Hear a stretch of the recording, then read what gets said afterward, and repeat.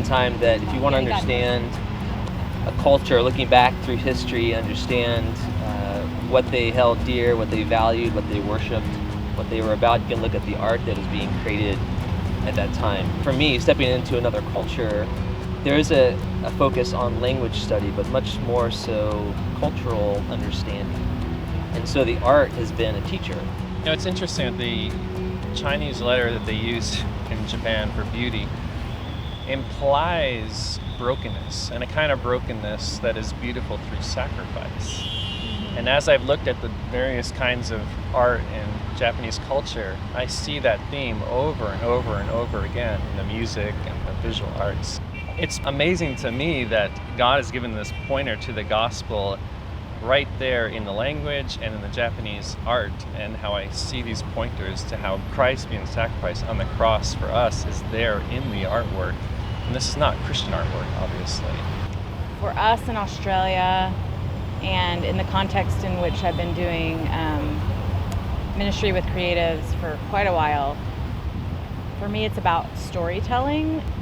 The indigenous people, they have stories and they use art in their stories. And so I oftentimes will use art as a way to process and then also tell a story, so that it's a place for us to connect. And that connection brings community and beauty and brokenness and so many things. I love seeing how art creates community just naturally. It brings people together.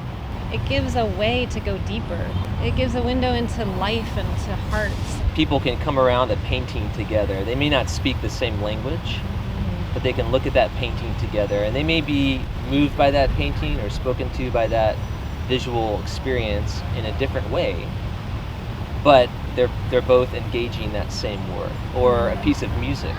Yeah. You know, it transcends our cultural languages, but somehow it's speaking this unified human language. But I think about the arts, how they awaken us to our humanity. And when we are aware of our humanity, we also are aware of our brokenness. When I heard you say that, Roger, about the broken beauty, you know, as a ceramic artist in college, I was really drawn to an Asian and particularly a Japanese aesthetic that I think appreciates that beauty. I think maybe the Western understanding perhaps is different. I can't help but think about the earthquake that struck Japan, and some of my most powerful experiences were when I came into those gymnasiums, which are serving as shelters, and to see how in the midst of that brokenness, when people had basically lost their humanity, how the atmosphere of the room would change through music, and it would build this community in the room, not just between me and everyone who was listening, but with each other. I mean, people were pulling out their instruments and they were responding, saying, "Oh, listen to me play this." And it was just amazing how the atmosphere would change from this kind of somber, quiet room to kind of a jubilance. Even in that atmosphere, it was amazing in that situation that people could switch so quickly. I often think about art therapies, and when children are hurting, they oftentimes come and they process. We can see how the common use of those things can bring about healing. We see non-Christian Japanese people learning about God through African American gospel music.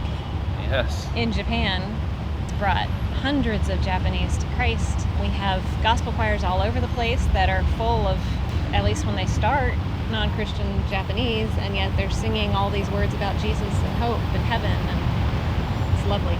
When you talk about music, making art, creating in community, you really see Japanese people open up. We have a similar group of people gathering to discuss movies.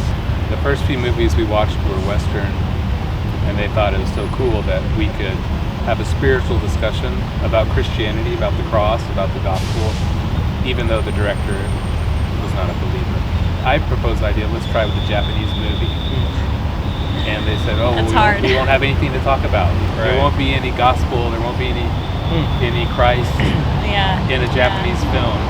So did you watch a Japanese movie? Yeah, so we did watch a Japanese movie, and it brought out more discussion than any of the Western movies. Yeah, right? It was so fascinating. they never trust that they can see it in their own culture, that they can see aspects of Jesus and just signs that this culture too has God's fingerprints on it. When you come together around an experience, music, everyone's asking in their hearts, what is this that has awakened in me?